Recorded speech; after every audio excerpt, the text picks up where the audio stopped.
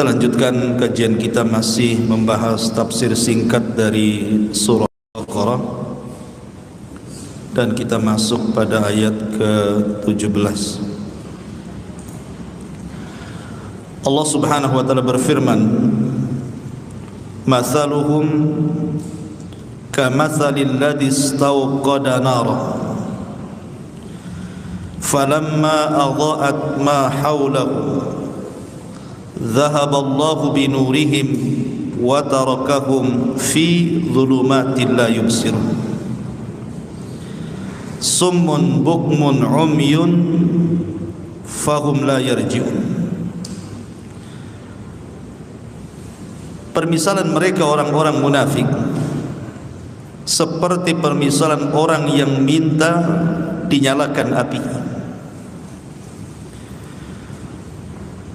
Maka tatkala api itu menjadi terang dan menerangi sekitarnya, maka Allah Subhanahu wa taala hilangkan cahayanya dan Allah tinggalkan mereka dalam kegelapan sehingga mereka tidak bisa melihat. Mereka bisu tuli dan juga buta, dan mereka tidak akan bisa kembali. Ma'asyiral muslimin yang dimuliakan Allah Subhanahu wa taala, ayat ini masih menjelaskan tentang watak dan sifat orang munafik. Dan di sini Allah Subhanahu wa taala ingin menjelaskan soal permisalan orang-orang munafik. Dan permisalan dalam Al-Quran itu banyak. Dan Allah Subhanahu wa taala tidak pernah malu untuk membuat permisalan. Innallaha la yastahi an yadriba mathalan. Allah tidak malu untuk membuat sebuah permisalan. Dan dijadikan sebuah permisalan dalam Al-Quran itu untuk dijadikan ibrah dan pelajaran. Dan tidak ada yang tahu soal permisalan yang Allah buatkan misal dalam Al-Quran kecuali orang-orang yang punya ilmu.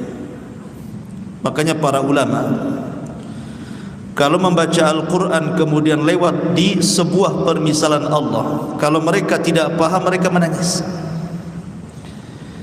Kenapa para ulama menangis? Karena menunjukkan bahwa dia tidak ahli, dia tidak paham dengan permisalan itu.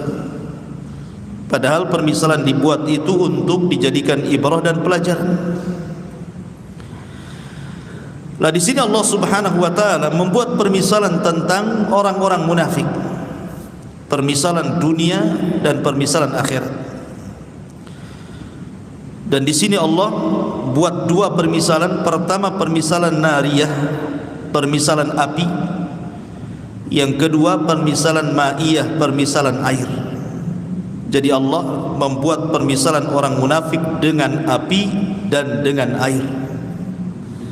Seperti apa permisalan dengan api dan dengan air itu? Di sini Allah mengatakan masaluhum kamathalil ladzi istawqada nar. Permisalan orang-orang munafik itu seperti permisalan orang yang meminta dihidupkan api. Seseorang meminta kepada orang lain untuk menghidupkan api. Maka setelah api itu nyala, tentu akan terang. Kalau api dihidupkan kan tentu akan keluar cahaya dari api itu. Falamma adha'at ma haulahu.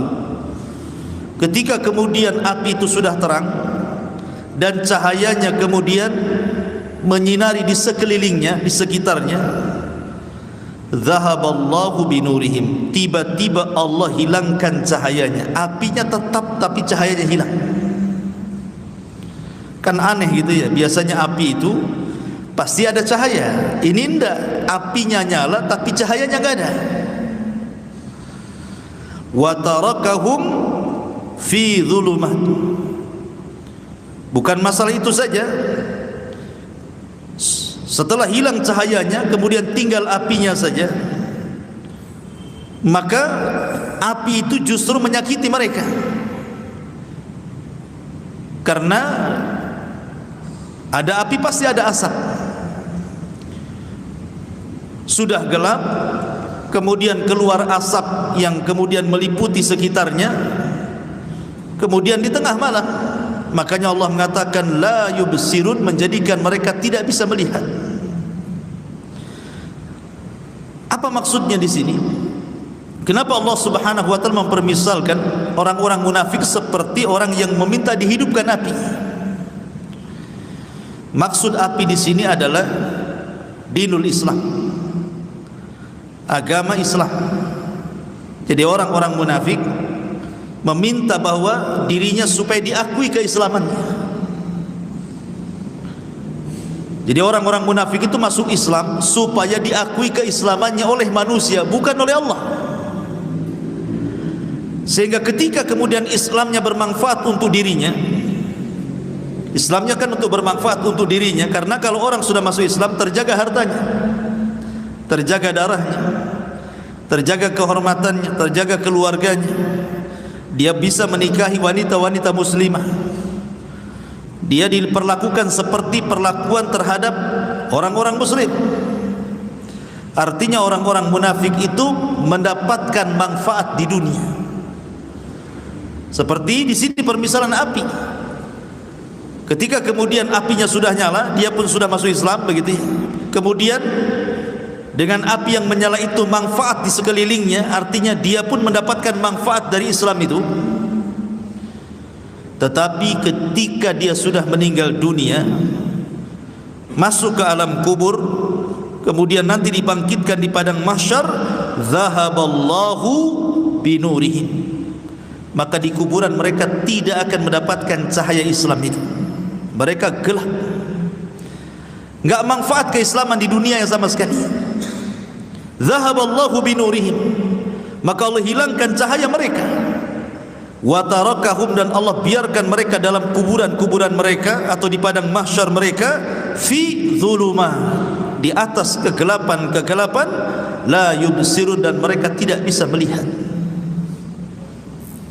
Begitulah Allah Subhanahu wa taala membuat permisalan orang-orang munafik. Di dunia memang kesannya mereka sama dengan kita muslim, tapi di akhirat baru nampak kekafirannya.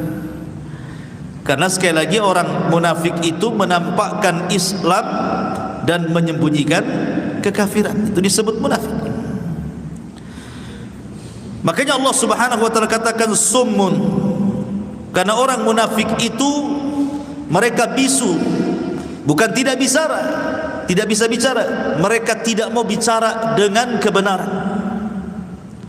Bukmun, mereka tuli karena tidak mau mendengar kebenaran. Umyun, mereka buta karena tidak mau melihat kebenaran. Lah kalau lisannya tidak mau mengucapkan kebenaran, kemudian telinganya tidak mau mendengar kebenaran, kemudian matanya tidak mau melihat kebenaran, pasti la yarji'un, enggak mungkin mereka kembali. Bagaimana cara kembali kepada hidayah sementara alat-alat hidayah mereka tutup? Ya. Kan alat-alat ilmu itu mata, alat ilmu. Kemudian telinga, alat ilmu. Penglihatan, kemudian lisan, alat ilmu. Lah kalau alat-alat ilmunya ditutup, mungkinkah orang ini akan kembali kepada hidayah? Mustahil, la yarji'un. Makanya Allah mengatakan fahum la yarji'un, mereka akan kembali. Orang munafik itu selamanya mereka akan munafik, tidak akan kembali ke dalam Islam yang hakiki. Ini permisalan yang pertama. Ini disebut permisalan nariyah namanya, permisalan dengan api. Kemudian yang kedua, permisalan dengan air. Allah mengatakan au qasayyibin minas sama fihi dhulumatun wa ra'dun wa barqun yaj'aluna asabi'ahum fi adhanihim minas sawa'iqi hadharul maut wallahu muhitum bil kafirin.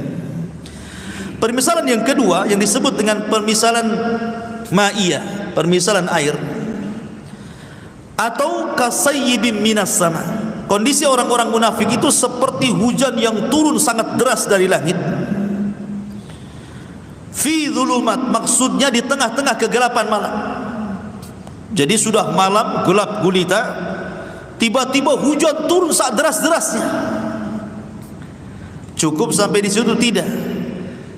Tiba-tiba ra'dun, ada kilat, wa barqun, ada petirnya lagi, sehingga yaj'aluna asabi'ahum, karena takut di malam hari hujan deras, ada guntur, ada petir, ada kilat, takut menyambar-nyambar telinga mereka, maka mereka tutup telinga-telinga mereka dengan asabi'ahum, dengan jari-jari mereka, fi adhanihim, pada telinga-telinga mereka, minas sawaiki hadaral maut, karena takut terkena kilatan guntur, karena mereka takut dengan kematian. Wallahu muhitum bil kafirin, dan Allah meliputi orang-orang kafir. Maksudnya begini, Allah subhanahu wa ta'ala hendak mempermisalkan kepada kita permisalan orang munafik ketika mendengarkan Al-Quran. Jadi permisalan yang kedua ini, permisalan orang-orang munafik ketika mendengarkan Al-Quran. Maka ketika mereka mendengarkan Al-Quran itu seperti permisalan ma'iyah ini. Jadi seolah-olah Al-Quran yang mereka dengar itu hujan yang sangat deras dicampur dengan guntur, petir dan kilat, sehingga mereka tidak mau mendengar Al-Quran itu dan menutup telinga-telinga mereka dengan tangan mereka. Jadi orang-orang munafik itu alergi dengan Al-Quran. Kalau dibacakan kepada mereka, mereka enggak mau dengar. Itulah sifat-sifat orang munafik. Karena mereka hanya ingin diakui saja keislamannya oleh kaum muslimin, tapi tidak benar-benar mencari keislaman. Makanya mereka, Allah mengatakan yaj'aluna asabi'ahum, ketika mereka mendengar Al-Quran, mereka jadikan jari-jari mereka menutup telinga-telinga mereka, minas sawaiki hadarum, karena kuatnya pengaruh Al-Quran kepada orang-orang munafik ini, seolah-olah mereka takut dengan kematian, saking takutnya dengan Quran. Seperti itulah orang-orang munafik. Ini permisalan di dunia orang munafik seperti itu. Mereka tidak mau mendengarkan Al-Quran, dan Al-Quran seperti petir bagi mereka. Yakadul barqu yakhtafu absarahum, hampir-hampir petir itu menyambar pandangan-pandangan mereka. Kemudian Allah permisalkan bagaimana orang-orang munafik di akhirat. Kullama adha'a lahum masyaw fihi, apabila ada cahaya maka mereka mulai berjalan. Wa idza adlama, tapi kalau cahayanya hilang, alaihim qamu, maka mereka berhenti.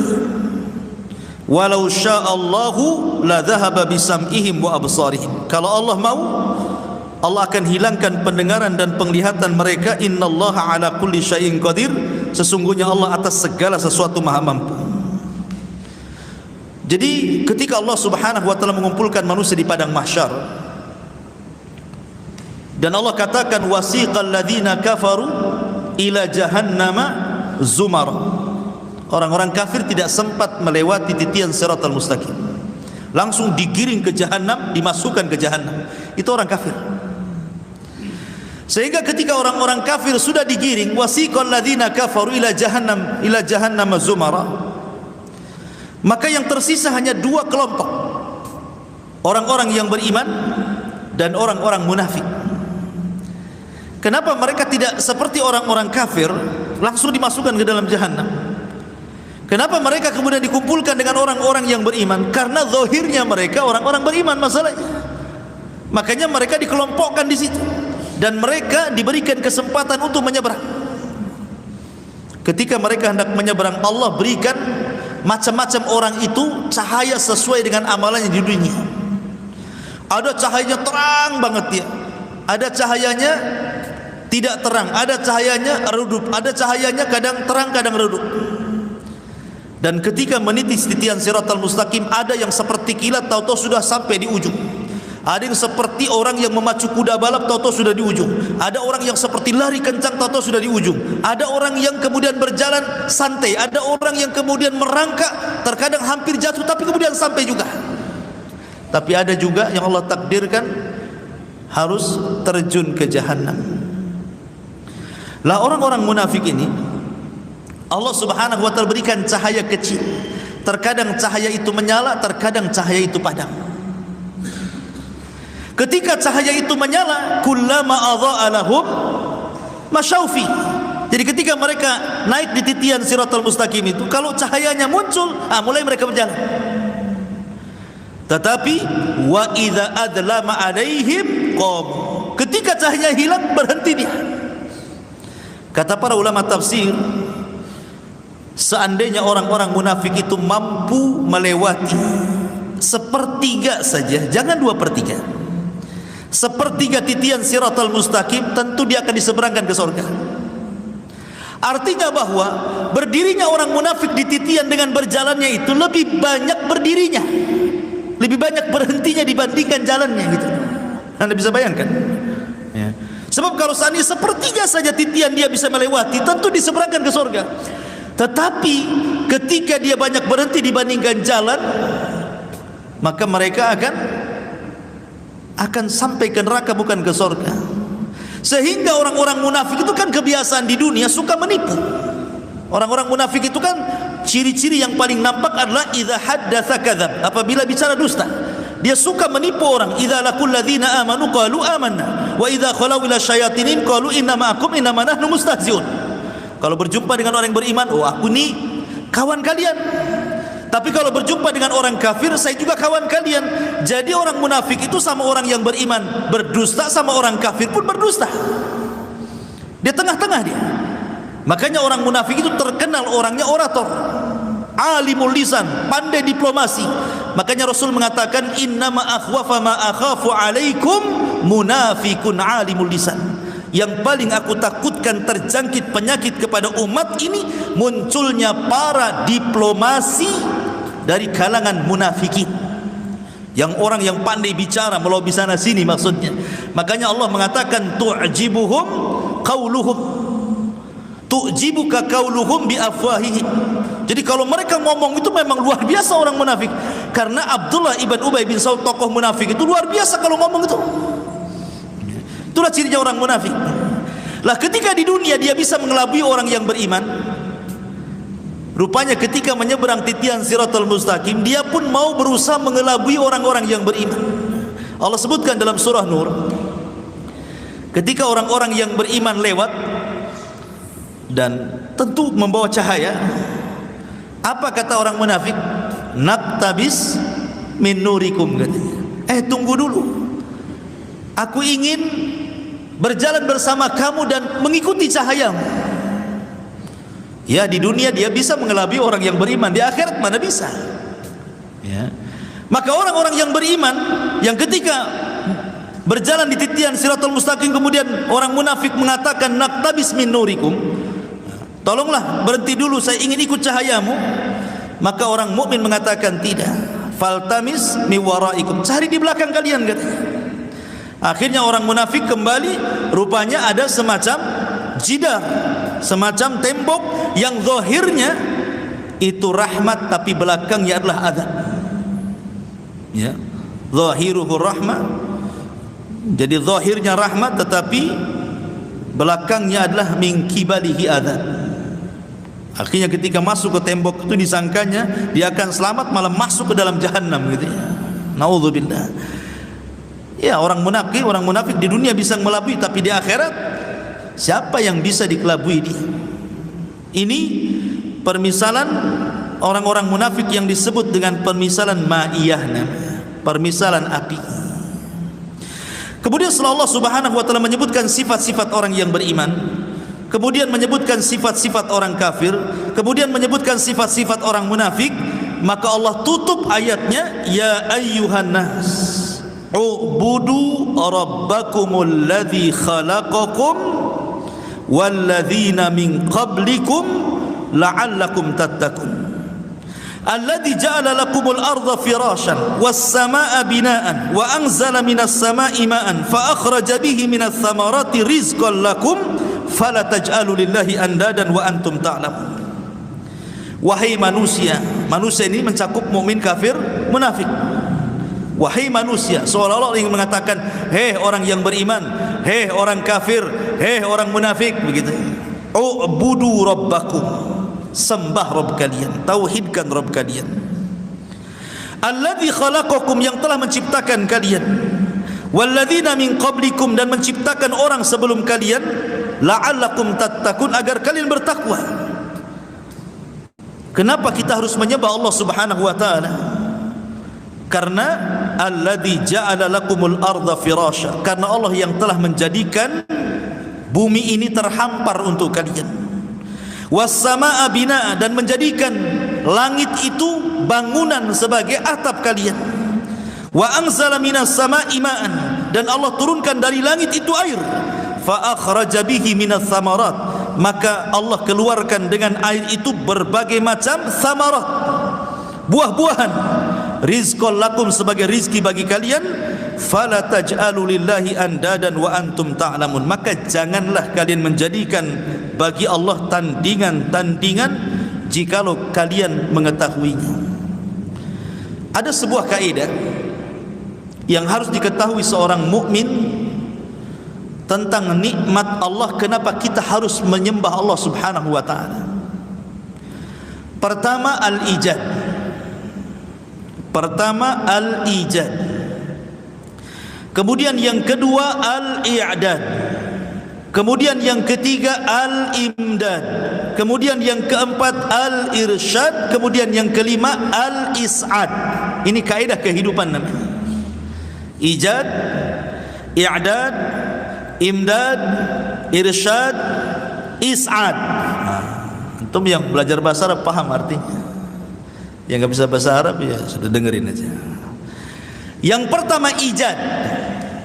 Ijad itu artinya mengadakan, menciptakan. Yang menciptakan alam semesta ini adalah Allah.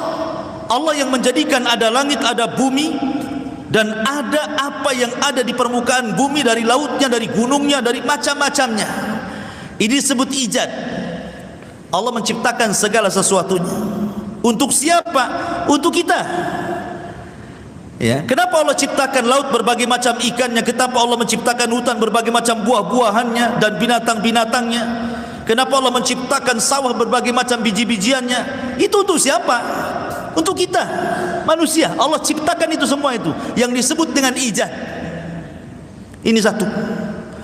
Setelah Allah Subhanahu wa taala ciptakan nih fasilitas ini untuk kita, baru yang kedua disebut i'dad.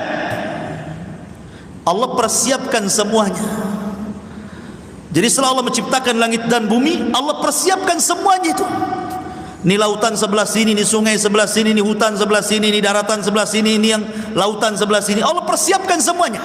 Setelah Allah ciptakan itu, Allah atur tuh satu-satu tuh dengan tertibnya. Allah mengatur mana posisi laut, mana posisi gunung, mana posisi hutan, semua diatur oleh Allah Azza wa Jalla. Untuk siapa? Untuk kita. Kemudian yang ketiga al-imdad. Al-imdad itu artinya Allah perbanyak. Ketika Allah Subhanahu wa taala ciptakan umpamanya ini satu buah mangga. Satu buah mangga akhirnya berbuah sampai ratusan buah mangga. Kemudian dari buah mangga yang ratusan itu kan ada biji dalamnya tuh. Akhirnya dari setiap satu biji itu tumbuh mangga yang pertama, mangga kedua, mangga ketiga. Dari satu mangga akhirnya jadi 100 mangga dari biji itu. Itu disebut imdad. Allah tidak membiarkan adanya kepunahan. Tetap satu pohon ini akan menghasilkan ribuan pohon. Nanti dari ribuan pohon jutaan pohon, dari jutaan pohon miliaran pohon, gitu loh maksudnya. Jadi Allah tidak akan membiarkan adanya kepunahan. Untuk siapa? Untuk kita. Bahkan ada satu buah itu sampai ribuan bijinya tuh. Itu kalau ribuan biji tumbuh ya, sebanyak itu tumbuh-tumbuhan, itu disebut imdad.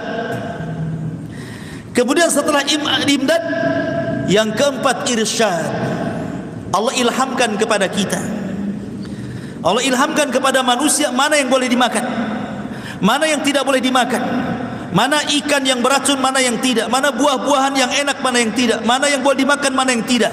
Mana daun-daunan yang bisa dimakan, mana tidak. Allah ilhamkan kepada kita berbentuk irsyad. Diarahkan begini, ini yang boleh, ini yang tidak. Ini yang boleh, ini yang tidak. Kemudian yang terakhir is'ad. Baru Allah berikan kebahagiaan. Dengan makan ini akhirnya kenyang. Dengan makan ini akhirnya sehat. Dengan makan ini akhirnya sehat, sembuh, macam-macam kan. Coba bayangkan. Ini semua nikmat dari Allah kan. Pertama Allah ciptakan, Allah persiapkan, Allah perbanyak, Allah arahkan, Allah berikan kebahagiaan. Itu yang Allah katakan, alladzi ja'ala lakumul arda firasya. Allah jadikan bumi terhampar, ijad. Kemudian was-samaa'a bina'an, imdad. Wa anzala minas samaa'i ma'an fa akhraja bihi minas thamarati rizqan lakum. Ada rizki, ada imdad dan ada irsyad, dan di sini juga ada is'ad. Lah dari 5 kaidah ini Allah hanya minta kepada kita, fala taj'alu lillahi andadan wa antum ta'lamun. Jangan jadikan Allah itu tandingan. Karena yang memberikan nikmat itu Allah kepada kita. Kalau saya analogikan seperti ini, seandainya nih, saya punya anak. Anak ini saya sekolahkan mulai dari TK, kemudian SD, kemudian SMP, kemudian SMA, kemudian kuliah, S1, S2 sampai doktor, sampai profesor, sampai punya perusahaan, sampai kaya dia. Saya yang arahkan dari bayi, dari brojol sampai jadi pengusaha. Sudah sukses, ini pengusaha ini, anak saya ini. Tiba-tiba kemudian dia mengirim uang bulanan sebagai balas budinya, bukan ke saya yang membesarkan, tetapi ke tetangga saya. Marah enggak antum itu kalau punya anak kayak gitu? Antum yang besarkan, antum yang nyekolahkan, gila sudah ada gaji dikirim ke tetangganya. Apa enggak murka kita ini? Seperti itulah Allah Subhanahu wa taala. Walillahi matsalul a'la. Loh, Allah yang kasih semuanya, tiba-tiba Tuhan lain pula yang antum sembah. Apa enggak murka Allah Subhanahu wa taala? Makhluk aja bisa murka tuh. Kalau seandainya semua yang kita berikan tiba-tiba balas budinya kepada orang lain, kita aja bisa murka. Walillahi matsalul a'la. Tentu permisalan Allah lebih tinggi lagi dibandingkan permisalan kita. Maka tentu Allah Subhanahu wa taala akan murka kalau kita mengambil sesembahan selain daripada Allah. Sementara Allah sudah jadikan bumi terhampar untuk kita, langit sebagai atap untuk kita, segala air, buah-buahan, binatangnya, macam-macamnya untuk kita. Tiba-tiba yang disembah pula berhala. Apa enggak murka Allah kan? Dari sini ikhwatu fiddin muliakan Allah azza wajal. Maka di sini Allah ajarkan tauhid, bahwa menyembah Allah itu penting karena Dia yang telah menciptakan kita dan mengatur kita dan memberikan rizki kepada kita, dan segala sesuatu sudah ditakdirkan kepada kita. Maka tidak layak bagi kita untuk menyekutukan selain daripada Allah Subhanahu wa taala. Kemudian Allah mengatakan, wa in kuntum fi raibin mimma nazzalna ala abdina fa'tu bi suratin min mithlihi wad'u syuhada'akum min dunillahi in kuntum sadiqin fa illam taf'alu wa lan taf'alu fattaqun nar allati waquduha an-nas wal hijarah uiddat lil kafirin. Di sini Allah Subhanahu wa taala menjelaskan perkara lain tentang Al-Qur'an. Jadi sampai 22 ini berbicara tentang sifat-sifat orang yang beriman, orang kafir dan orang munafik, dan ditutup dengan disuruhnya kita menyembah Allah Azza wa Jalla. Maka sekarang masuk pada bab lain tentang Al-Qur'an. Allah Subhanahu wa taala mengatakan, wa in kuntum fi raibin, jika kalian ragu-ragu. Oh, mungkin jangan-jangan si Muhammad itu merekayasa Quran, atau jangan-jangan ada jin yang mengajarkan kepada Rasul itu Al-Qur'an, atau jangan-jangan mungkin Muhammad itu menyadur Al-Quran dari kitab-kitab sebelumnya, atau kalau jangan-jangan kan ada orang yang ragu-ragu dengan Quran itu. Kalau memang kalian ragu-ragu dengan Al-Quran, bahwa Quran itu tidak datang dari Allah Subhanahu wa taala, maka Allah Subhanahu wa taala katakan, fa mimma nazzalna ala abdina fa'tu bi suratin. Coba datangkan satu surat saja, tidak usah satu Quran, satu surat saja. Dalam sejarah dari orang-orang yang mengaku Nabi dan Rasul, mengklaim dirinya Nabi dan Rasul, tidak ada yang pernah membuat surat dalam Al-Quran kecuali Musalamah Al-Kadzdzab. Kan banyak nabi-nabi palsu itu bermunculan. Banyak nabi palsu di zaman Rasul sudah ada. Ya, di zaman Rasul sebelum wafatnya Rasul, di situ ada Tulaiha ibn Khuwailid, ada Al-Aswad Al-Ansi, ada Sajaib bintul Haris. Kemudian di zaman tabi'in ada Mukhtar ibn Ubaid al-Thaqafi. Kemudian ada lagi di zaman belakangan-belakangan ini pendiri Ahmadiyah namanya Hadrat Mirza Ghulam Ahmad. Dan banyak lagi di Indonesia juga ada Ahmad Musaddiq. Itu apa, siapa yang ngaku nabi palsu? Saya tidak pernah mendengar dari mereka ada wahyu yang mereka rangkai kecuali Musailamah al-Kadzdzab, yang pernah merangkai surat-surat yang ingin menandingi Al-Quran itu cuma Musailamah al-Kadzdzab. Sebab itulah maka tersemat kalimat kadzab di belakangnya, kalimat pendusta itu. Kenapa? Karena dia tidak sanggup menciptakan ayat seperti atau surat seperti yang diturunkan Jibril kepada Nabi SAW. Tapi nabi-nabi palsu kan tidak ada di belakangnya kadzab kan? Pemanya Al-Aswad Al-Ansi Al-Kadzdzab membayangkan itu, ataupun Tulaiha ibn Asad Al-Kadzdzab, atau siapa, Hadrat Mirza Ghulam Ahmad Al-Kadzdzab membayangkan. Tapi Musailamah itu ada buntutnya Al-Kadzdzab di situ. Ada buntut di belakang nama Musailamah itu Al-Kadzdzab, si pendusta. Kenapa? Karena dia pernah mencoba membuat beberapa surat semisal Al-Quran konon yang menurut dia, tetapi Al-Quran tidak bisa ditandingi. Ketika Amr bin As radhiyallahu an, waktu itu masih kafir Amr bin As itu. Karena Amr bin As itu walaupun pimpinan Quraisy, dia masuk Islam kan belakangan bersama Khalid bin Walid. Itu jauh-jauh setelah Nabi hijrah baru Khalid bin Walid itu masuk Islam bersama Amr bin As, karena dua-duanya sama-sama tokoh masalahnya. Ya, tokoh-tokoh itu susah ya, kalau untuk masuk Islam itu susah kalau sudah jadi tokoh itu. Ya. Jadi Amr bin As ini kan berkawan dengan Musailamah al-Kadzdzab, satu geng tuh dengan Musailamah al-Kadzdzab.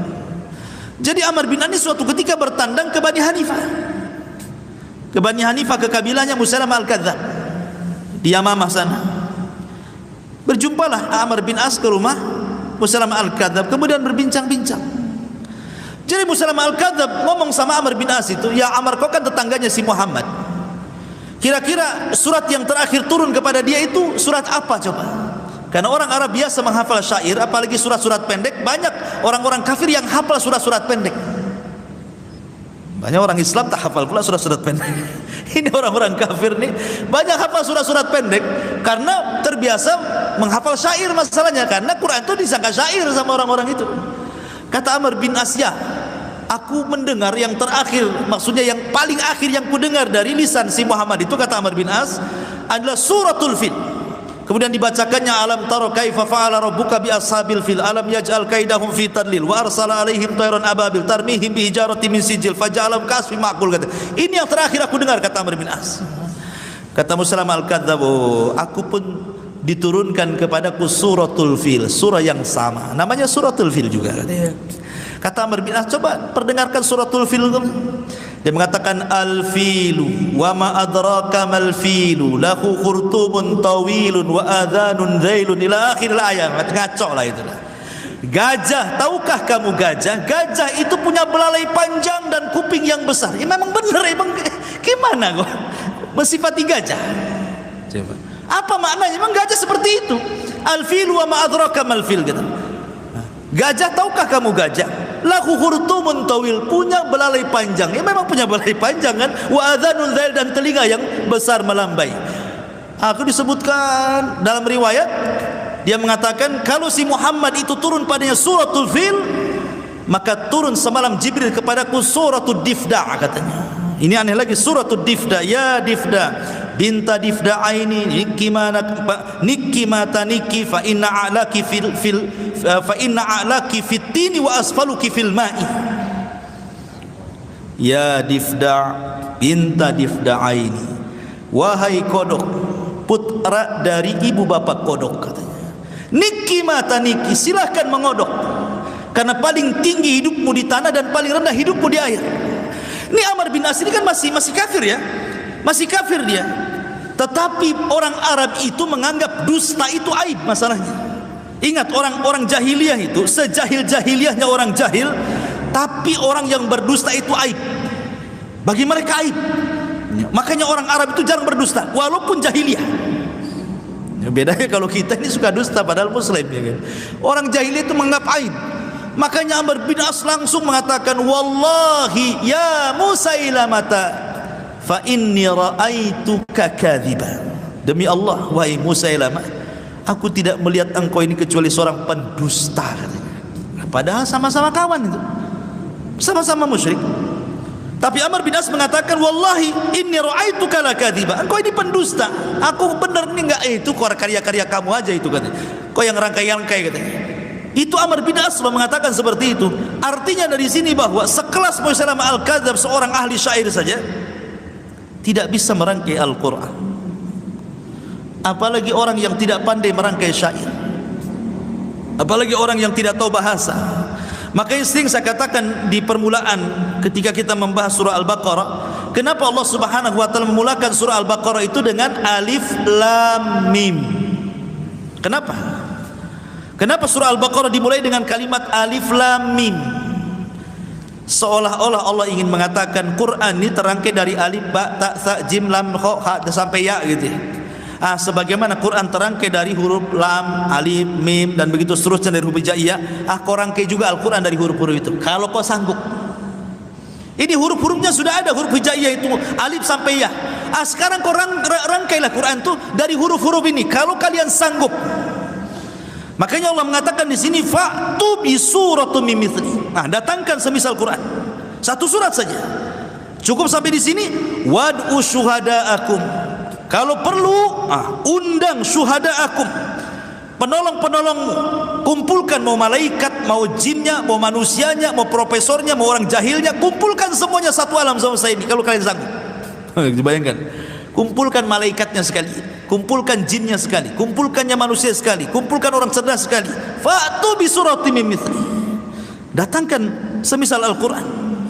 In kuntum shadiqin. Kalau kalian memang benar, kalian sanggup membuat Al-Quran, maka Allah bantah fa illam taf'alu, jika kalian tidak sanggup melakukan, walan taf'alu, dan tidak akan mampu melakukannya, fattaqun nar, maka takutlah kepada neraka, allati waquduhan nas, yang bahan bakarnya manusia, wal hijarah, dan bebatuan, uiddat lil kafirin, dan itu sudah disiapkan bagi orang-orang kafir.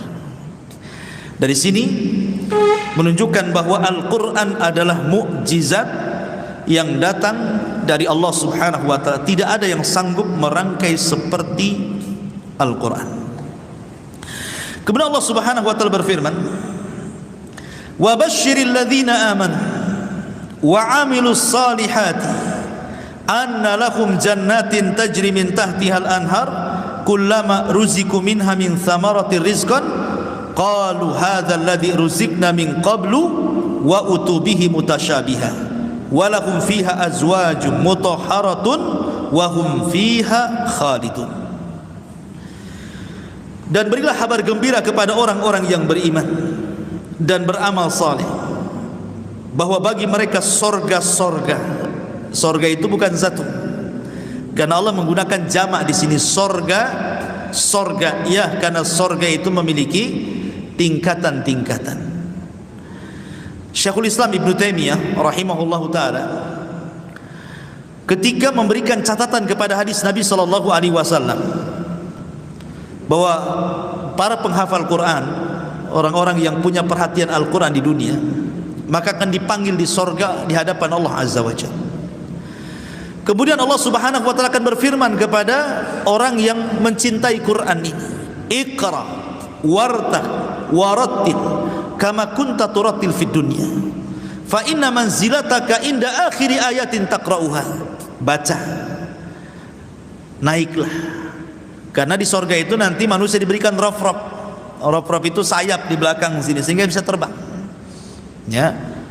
Jadi di sorga itu bukan kayak di bumi. Kalau di bumi itu kan kita merayap di bumi, binatang-binatang yang disebut dengan binatang melata yang merayap di bumi. Di sorga nggak ada binatang melata itu. Di sorga itu tidak ada binatang yang merayap kayak kita di bumi, itu tidak ada. Bahkan manusianya juga tidak merayap di bumi. Di sorga itu semua terbang.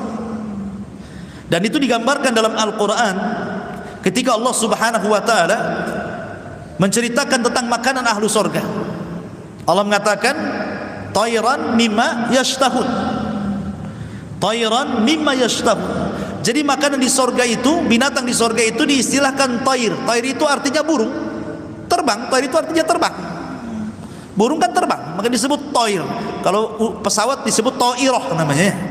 Pesawat terbang disebut ra'aitu ta'irata yatir. Aku melihat pesawat terbang gitu. Burung itu toiroh, toir. Ya. Jadi artinya binatang sorga itu kata para ulama tidak ada yang merayap kayak di bumi melata, tidak, semua disebut toir. Ya. Walahmi tairin mimma yashtahun, dan daging binatang yang terbang yang kalian sukai, itu maksudnya. Artinya dari sini ketika kalimat tairin adalah nakirah, berarti semua binatang di surga itu terbang. Kambing terbang, unta terbang, kuda terbang, semua terbang. Antum aja terbang. Ya. Di dunia pengen terbang, cita-citanya Superman kan itu. Nanti jadi Superman semua di sana. Karena punya sayap. Semua dikasih roprok. Karena bangunan surga itu tergantung-gantung. Ya. Jadi Allah Subhanahu wa taala katakan kepada para penghafal Quran itu, Iqra, baca. Wartak, naik. Sambil baca Quran itu dinaikkan sayapnya, sambil naik melewati satu tingkatan surga, dua tingkatan surga, tiga tingkatan, terus sampai beberapa tingkatan ke atas. Warattil, dan tartilkan bacaanmu sebagaimana kau tartilkan bacaan Quranmu di dunia. Fa inna manzilatak, di sini syahidnya, fa inna manzilataka inda akhiri ayatin taqra'uha, karena tingkatanmu di sorga kata Allah disesuaikan dengan banyak tidaknya engkau membaca Quran di dunia. Makin sering baca Quran di dunia, maka makin tinggi tingkatannya di sorga. Dan orang yang paling sering membaca Quran pasti penghafal Quran. Tidak percaya? Coba orang menghafal Quran itu, kadang satu ayat diulang-ulang pengen hafal. Nah, berapa kali itu? Ada satu ayat itu sampai 100 kali dia baca supaya bisa hafal kan? Nah, kalau antum baca Quran saja paling terus satu ayat, tapi penghafal Quran beda dia. Kalau dia menghafal Quran itu satu ayat saja ratusan kali biar hafal, kan dia paling banyak membaca Qurannya deh. Kalau tidak menghafal Quran sedikit bacaannya. Kalau penghafal Quran pasti banyak. Waktu menghafal aja dia beribu-ribu dia ayat dia baca supaya hafal. Satu ayat saja diulang-ulang berkali-kali. Ya. Jadi kata Syekhul Islam Ibnu Taimiyah rahimahullahu taala, ketika Allah mengatakan fa inna manzilataka inda akhiri ayatin taqra'uha, kedudukanmu di sorga itu disesuaikan dengan ayat yang kau baca akhir di dunia itu. Kata Imam Ibnu Taimiyah, ajtahidu, aku beristihad, kata dia, bahwa inna darajatin fil jannah, sesungguhnya tingkatan-tingkatan sorga itu ka'adadi ayatin, ka'adadi jumlati ayati minal Quran, sejumlah ayat dalam Al-Quran. Berapa ayat dalam Al-Quran? 6.400-an lebih, kurang lebih lah 6.400-an. Kalau nggak yakin ya, itu hitung sendiri di rumah. Tuh 2, 3, ya gitu. 6.400-an lebih, kurang lebih. Itu jumlah ayat se-Al-Quran. Artinya kalau seandainya jumlah ayat itu 6.400 kurang lebih, maka segitu juga lah jumlah tingkatan sorga itu.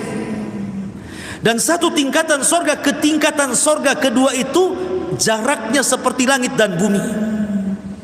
Jarak antara sorga, tingkatan sorga ke tingkatan sorga berikutnya itu seperti jarak langit dan bumi. Sementara tingkatan di sorga itu jumlahnya 6.400 kurang lebih, sesuai dengan jumlah ayat dalam Al-Quran. Berarti tingkatan sorga itu banyak. Makanya Allah mengatakan di sini annalahum jannatin, sorga-sorga. Karena sorga itu banyak dan ada tingkatannya. Kemudian Allah mengatakan tajri min tahtihal anhar, di mana di bawah sorga itu mengalir sungai-sungai. Sungai di sorga jangan sama dengan sungai di dunia. Sungai di dunia itu harus ada tembok kiri kanan, kalau enggak akan mengalir kemana-mana airnya, maka harus dibendung. Ya kan? Lihat tuh kalau orang buat parit tuh, pasti akan dibuat di dinding sebelah sini, dinding sebelah sini, baru mengalir airnya di tengah. Di sorga itu enggak ada dinding sebelah kanan, dinding sebelah kiri. Jadi alirannya ya begitu saja ngalir. Tapi tidak tumpah ke kiri, tidak tumpah ke kanan. Kalau di dunia, kalau tidak didinding tumpah ke kiri ke kanan kan, nggak lurus kemana-mana, jadi telaga jadinya kan. Ya. Tapi di sorga itu kata para ulama tidak ada jidar. Jadi sungainya itu tidak ada kiri kanan, nggak ada dinding, tetapi mengalir seperti itu. Indahnya luar biasa, kuasa Allah Azza wa Jalla. Ya. Kemudian juga kalimat anhar, kenapa menggunakan jamak? Tidak nahrun, tidak mufrad. Karena memang surga itu memiliki banyak sungai, bukan satu saja. Dalam ayat yang lain Allah Subhanahu wa taala mengatakan fiha dari min labanin lam yataghayyar ta'am. Ada sungai susu. Min ma'in dari air yang tidak berubah warnanya. Kemudian min labanin lam yataghayyar ta'amu. Kemudian dari air susu yang tidak pernah berubah rasanya. Kemudian min asalin musaffa. Kemudian dari air madu yang tersaring. Kemudian min khamrin ladzati lisyaribin. Dari khamar yang lezat bagi para peminumnya. Jadi ada 4 aliran air yang memang khusus bagi penduduk surga. Pertama, air bersih. Di dunia cari air bersih kayak depan saya ini harus beli. Gak bisa kita cari air bersih di dunia ini beli. ATB aja kita bayar. Ya kan? Di dunia tuh cari air bersih setengah mati. Kalau enggak bayar, datang ke Jabal Uhud, di situ ada telaga biru. Antum ke situ setiap hari bawa jerigen. Siapa mau ke telaga biru bawa jerigen berkilo-kilo masuk ke hutan? ATB dialirkan, bayar kita sama ATB. Di dunia lo cari air bersih, bayar. Kemudian yang kedua, air susu yang tidak berubah rasanya. Kalau kita minum nih, sekarang sedulah pulang ke rumah, ambil susu, masukkan ke gelas, jangan diminum, biarkan 2 bulan. Setelah 2 bulan coba minum. Kira-kira rasanya gimana tuh? Setelah 2 bulan dibiarin, habis itu diminum. Kalau enggak mencret, ya enggak tahu saya. Ya. Sudah fermentasi, sudah rasanya enggak karu-karuan kan? Itu susu di dunia. Sementara Allah mengatakan min labanin lam yataghayyar ta'amu. Susunya di surga itu tidak berubah-berubah. Subhanallah, ini kan luar biasa. Kemudian min asalin musaffa. Kalau kita ingin madu gitu kan, kita harus memeras dulu, harus manjat dulu, berperang dulu sama tawon. Kalau mau yang sudah bersih harus beli, masalahnya kan gitu. Di surga min asalin musaffa, sudah tersaring, sudah tinggal nyiduk saja gitu maksudnya. Yang lebih hebatnya min khamrin ladzati lisyaribin. Dari khamar yang ladzat. Maksudnya ladzat tuh kalau khamar di dunia ya, kemudian kita minum, paling rendah sakit kepala dia kalau baru minum. Ya kan? Paling tinggi ya tidur disolokan lah itu ya. Tahap apa dia ngomong ngeracok kemana-mana. Pasti orang khamar di dunia ini kalau sudah mabok dia mencela orang, dia menuduh orang. Makanya kenapa hukuman orang yang khamar dicambuk itu seperti hukuman mencambuk seorang yang menuduh wanita baik-baik berzina. 80 kali cambukan kan. Dan itu isi aja Umar bin Khattab. Karena orang mabuk ini terkadang diam fitnah-fitnah orang, ngomongnya nggak jelas. Makanya hukumannya disamakan sama Umar bin Khattab 80 kali cambukan. Di zaman Rasul 40 ditambah di zaman Umar 80. Ya. Kenapa demikian? Karena orang mabuk itu ngomongnya nggak jelas. Paling rendah ya sakit kepala lah kan. Di sorga itu tak ada sakit kepala. Ladzati lisyaribin. Kalau diminum tuh lezatnya luar biasa. Itulah khamar. Makanya kenapa Rasulullah SAW mengancam man syaribal khamra fid dunya lam yashrabhu fil akhirah. Siapa yang mabok di dunia jangan bisa mabok kok di akhirat. Gak akan mabok kok di akhirat kata Rasul. Ya. Tetapi kata para ulama, apakah hadis ini dipahami zahirnya? Jadi orang yang pernah minum di dunia minuman keras, dia tidak akan minum minuman keras di akhirat, ataukah dia tetap minum? Ulama menjadi 2 pendapat. Ada yang mengatakan dilihat zahir hadis ini bahwa orang yang pernah minum khamar di dunia, kemudian dia tidak tobat dan mati di atas itu, walaupun dia masuk surga dia nggak akan dikasih minuman sungai berupa khamar karena sudah pernah diminum di dunia. Itu satu pendapat. Pendapat yang kedua ada yang mengatakan tidak. Karena di surga itu semua halal, tidak ada yang haram. Tidak ada di surga itu yang ini boleh diminum, yang ini tidak. Semua boleh di surga itu. Ya. Mana ada ini haram, tidak. Di surga itu semua boleh. Tidak ada yang tidak boleh. Kecuali di zaman Nabi Adam saja itu sebagai ujian, yang lain boleh kecuali satu pohon ini. Tapi pohon ini sudah nggak ada lagi. Ya, pohon larangan itu sudah tidak ada lagi. Kalau semua umat Muhammad sudah masuk surga, tidak ada lagi pantangan untuk mendekati pohon kehidupan yang disebut dengan syajaratul khuldi itu. Itu hanya untuk ujian kepada Adam karena sebuah hikmah, karena Adam harus diterjunkan ke bumi, karena Allah yang mengatakan inni ja'ilun fil ardi khalifah, aku jadikan di bumi. Kenapa Adam di sorga? Ya makanya harus turun ke bumi, karena Allah mengatakan di bumi masalahnya kan. Maka dibuatlah ujian, diciptakanlah pohon, dengan sebab itulah Adam akhirnya ke bumi, dan itu sesuai dengan hikmah Allah. Ya. Taib tajri min tahtihal anhar kullama ruziku minha min thamarati rizqa, setiap kali mereka diberikan rizki dari buah-buahan di sorga. Qalu hadza alladhi ruzikna min qablu, ini buah yang pernah kami rizkikan sebelumnya di dunia. Wa utubihi mutasyabiha, ada kemiripan antara buah sorga dan dunia. Kata Abdullah bin Abbas ketika mentafsirkan ayat ini, dia mengatakan bahwa kemiripan nama buah-buahan di sorga dengan di dunia itu hanya sekedar asma, lal hakikat, hanya sekedar nama, kesamaan, kemiripan nama, tetapi bukan hakikat. Nama boleh sama tapi hakikat berbeda, gitu maksudnya. Di dunia ada pisang, di sorga ada pisang. Di dunia ada kurma, di sorga ada kurma. Kemudian di dunia ada delima, di sorga ada delima. Di dunia ada pohon anggur, di sorga juga ada anggur. Begitu seterusnya. Ini hanya kesamaan nama, bukan kesamaan hakikat. Karena hakikatnya sorga itu sebagaimana sabda Rasul, a'dadtu li ibadis salihin ma la ainun ra'at wa la udhunun sami'at wa la khatara ala qalbi bashar. Aku siapkan kenikmatan bagi orang-orang soleh di sorga itu, kenikmatan yang tidak bisa dilihat mata, kenikmatan yang tidak bisa didengar telinga, bahkan terlintas pun tidak bisa karena nikmatnya. Jadi hanya kemiripan nama, bukan hakikat. Walahum fiha azwajun mutahhar, dan bagi mereka pasangan-pasangan yang suci, maksudnya para bidadari. Bahkan ada yang mengatakan satu orang itu diberikan oleh Allah 70 bidadari. 70 bidadari ini, setiap satu bidadari memiliki 70 dayang. Lah 70 dayang ini memiliki 70 pembantu-pembantu lain. Anda bisa bayangkan berapa itu perempuan yang Anda di sekeliling antum itu? 70 bidadari. Sudah jelas bidadari. Di dunia saja kalau orang cantik dibilang bidadari. Kalau laki-laki tampan enggak ada bidadara kan itu. Karena khusus perempuan saja. 70 bidadari ini, setiap satu bidadari dikelilingi oleh 70 dayang. Kemudian 70 dayang, setiap satu dayang dikelilingi 70 pembantu. Berarti 70 kali 70 kali 70, itulah perempuan yang ada di sekeliling antum. Semua halal bagi antum, enggak ada yang haram. Di dunia enggak boleh antum punya pembantu antum gauli. Enggak halal di dunia. Pembantu saja haram bagi antum, kecuali budak. Ya kan? Tapi kan tidak ada di Batam ini budak, yang ada budak-budak kecil kan? Itu orang Melayu ya. Jadi di dunia ini semua haram kecuali yang dihalalkan istri kita atau budak kita. Budak tak ada, istri sajalah kan itu. Tapi di sorga itu kita dikelilingi perempuan. Kenapa di sini Allah Subhanahu wa taala menyebut walakum fiha azwajum mutahhar?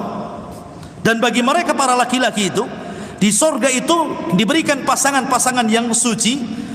Dan Al-Quran lebih banyak menceritakan tentang bidadari bagi nikmatnya laki-laki, karena di dunia saja laki-laki itu tidak suka dengan yang lain kecuali dengan perempuan. Makanya Allah akan memberikan kesukaan itu. Ketika Adam diciptakan dan dimasukkan ke sorga, Allah tidak ciptakan burung yang bisa bicara supaya menemani Adam di sorga, atau Allah ciptakan semacam tumbuh-tumbuhan atau pohon-pohon yang cantik dan bisa ngobrol dengan Adam di sorga. Tidak, Allah tidak ciptakan itu karena Adam tidak suka itu ya. Tapi Allah ciptakan dari tulang rusuknya Hawa. Setelah ciptakan Hawa inilah Adam tenang ya. Bisa saja kan Allah ciptakan burung, Allah ciptakan binatang-binatang untuk menemani Adam di sorga kan. Tapi Allah tidak ciptakan itu. Justru Allah ciptakan pasangannya dari tulang rusuknya ya. Karena Allah mengatakan wa min ayatihi an khalaqalakum min anfusikum azwaja litaskunu ilaiha. Lihat bahasa litaskunu ilaiha, bukan litaskunu ma'aha. Bukan pakai ma'aha tetapi ilaiha. Ini indahnya bahasa Arab. Kenapa Allah mengatakan litaskunu ilaiha, bukan litaskunu ma'aha? Kalau litaskunu ma'aha hanya sekedar satu rumah tapi tidak ada kebahagiaan. Kita nikah itu bukan untuk satu rumah dengan pasangan. Kalau hanya satu rumah saja buat apa? Ya. tetapi litaskunu ilaiha, supaya hati kita tenang dengan dia. Walaupun tidak ada atapnya rumah kita, gitu maksudnya. Kalau hanya satu rumah saja, betapa banyak suami istri satu rumah tetapi tidak tenang, bercerai, nggak jelas-jelas di situ kan. Itulah bahasa Quran, kenapa diciptakan pasangan bukan untuk serumah, supaya kita tenang dengan dia, gitu maksudnya. Lah Adam itu diciptakan Hawa seperti itu. Walahum fiha azwajum mutahharatun wa hum fiha khalidun, dan Allah kekalkan mereka di sorga. Ingat kekekalan sorga. Kalau ada yang mengatakan lalu bedanya apa? Kalau sorga kekal, Allah juga kekal. Berarti Allah ada tandingan dalam kekekalan di sini? Tidak. Allah kekal, sebelumnya tidak didahului dengan ketidakadaan, tapi sorga sebelumnya didahului dari ketidakadaan. Sebelumnya tidak ada sorga, Allah ciptakan sorga, tapi Allah sebelumnya tidak didahului dengan ketidakadaan. Allah itu selamanya ada. Kemudian yang kedua, yang menakdirkan sorga kekal adalah Allah, dan sorga tidak menakdirkan kekekalan Allah. Kemudian yang ketiga, kekalnya sorga karena kehendak Allah, bukan kehendak sorga itu sendiri. Dari sini tidak sama antara kekekalan sorga dengan kekekalan Allah subhanahu wa ta'ala. Wa hum fiha khalidun, dan mereka di dalam sorga itu akan dikekalkan. Wallahu alam.